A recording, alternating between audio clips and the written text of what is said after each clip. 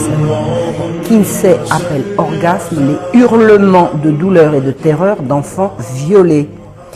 Kinsey nous a fait un rapport sur la sexualité enfantine, fait sur des enfants violés par des pédophiles dont il était lui-même. C'est ça qui a constitué des enfants violés par des pédophiles dont il était lui-même.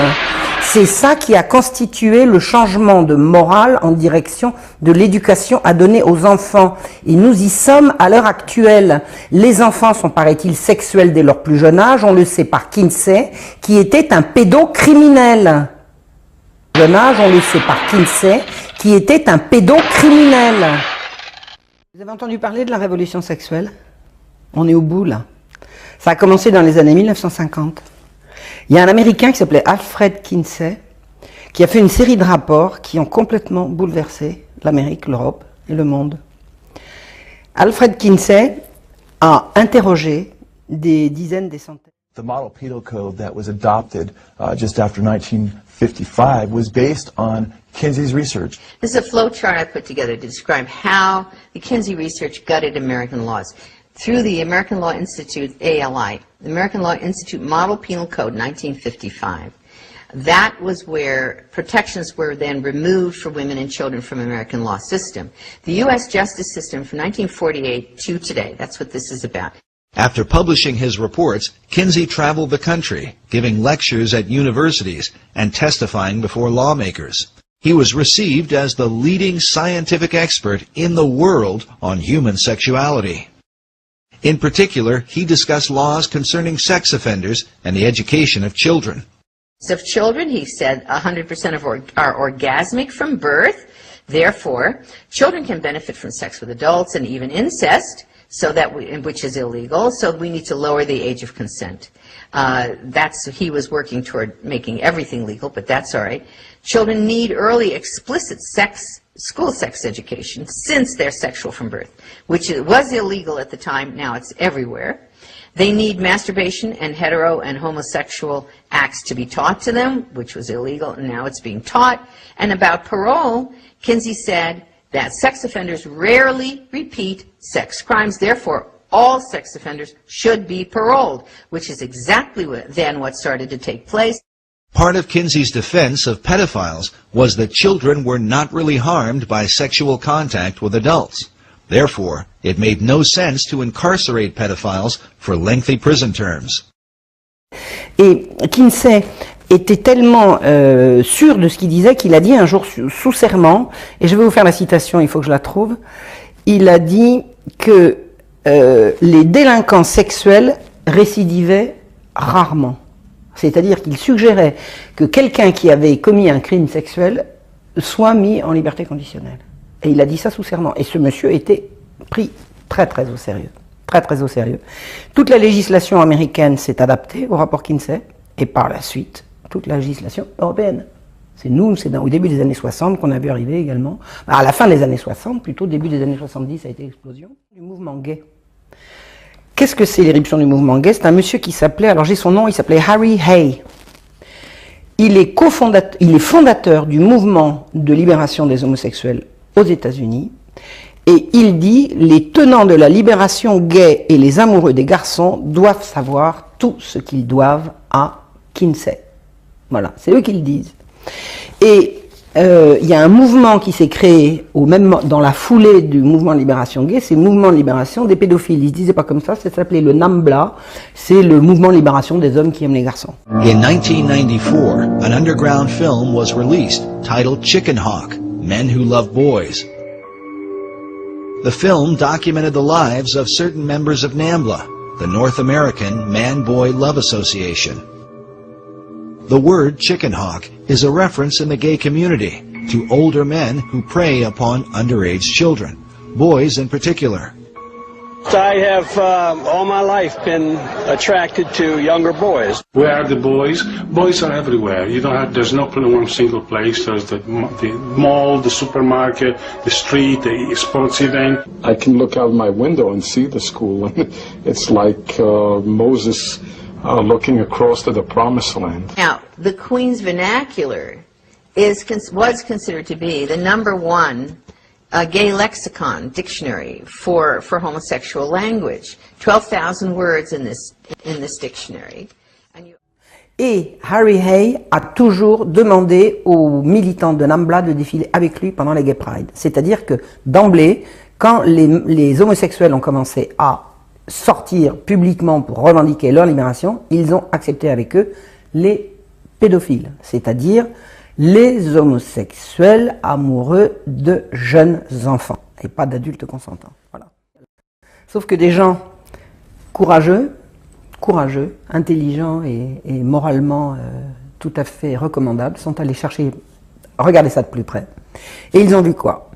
Que 55% des hommes interrogés par Kinsey sur leurs pratiques sexuelles étaient des délinquants, des prisonniers, des psychopathes, des grands criminels, et y compris des grands criminels sexuels. Il a mélangé pour moitié des hommes normaux de l'américain moyen avec des délinquants, des psychopathes, y compris des délinquants sexuels.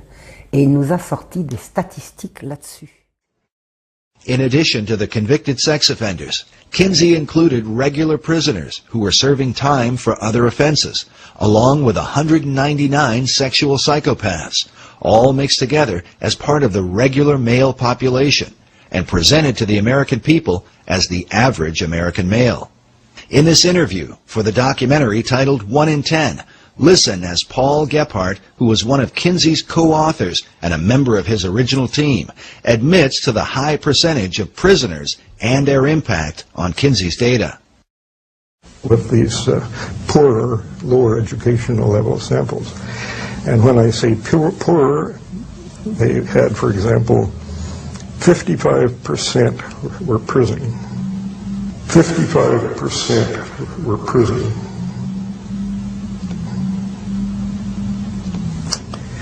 And I think that has a definite effect. We didn't have enough non-prison people to do much of a comparison, but he didn't do a comparison. He simply took the prison people he got and used them with that less than college educated sample. À une américaine de choc qui s'appelle Madame Judith Reisman, que je salue. And you know what Gephardt said to me? You know what Dr. Gephardt said? He wrote me a letter, which I wish you had up there too, in which he said that oral and manual techniques were used on the children. Now, Phil, I'm going to say that once more. I'm going to say that once more. If I'm wrong, let them sue me. He said oral and manual techniques were used on those children.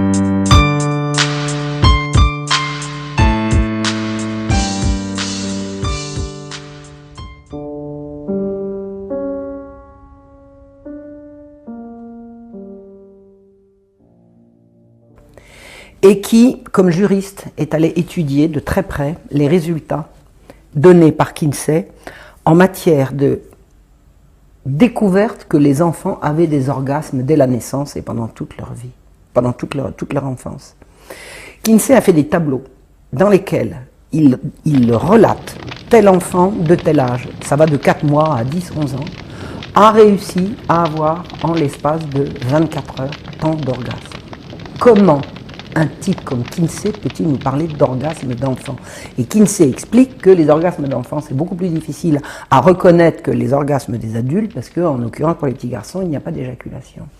Savez-vous ce que racontait Kinsey pour montrer ce qu'étaient les orgasmes des enfants? Tenez-vous bien. Nous devons ce travail remarquable à Madame Judith Reisman. Il appelle orgasme les cris, les convulsions et les mouvements désespérés d'enfants qui se débattaient pour échapper à leurs agresseurs. Kinsey appelle orgasme les hurlements de douleur et de terreur d'enfants violés. Kinsey nous a fait un rapport sur la sexualité enfantine fait sur des enfants violés par des pédophiles dont il était lui-même. C'est ça qui a constitué le changement de morale en direction de l'éducation à donner aux enfants. Et nous y sommes à l'heure actuelle. Les enfants sont, paraît-il, sexuels dès leur plus jeune âge. On le sait par Kinsey, qui était un pédocriminel.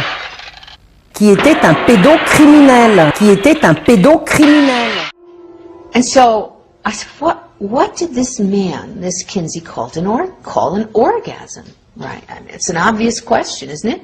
I mean, first of all, this was not possible, but second of all, what did he call? Well, I saw he documented it on page 160 and 161 in Kinsey's book, Sexual Behavior in the Human Male. He described specifically what he called an orgasm amongst these children. Kinsey defined orgasm for pre-adolescent children with the following description. Savez-vous comment est mort Kinsey? Il paraît qu'il est mort d'une crise cardiaque. En réalité, il s'infligeait à lui-même, des sévices abominables, et on a retrouvé à sa mort qu'il s'était arraché les testicules. Et à sa mort qu'il s'était arraché les testicules. C'est pas bien comme exemple pour remodeler la morale d'un pays. Qui a financé le rapport Kinsey? L'Institut Rockefeller, qui existe encore, qui continue de financer une enquête.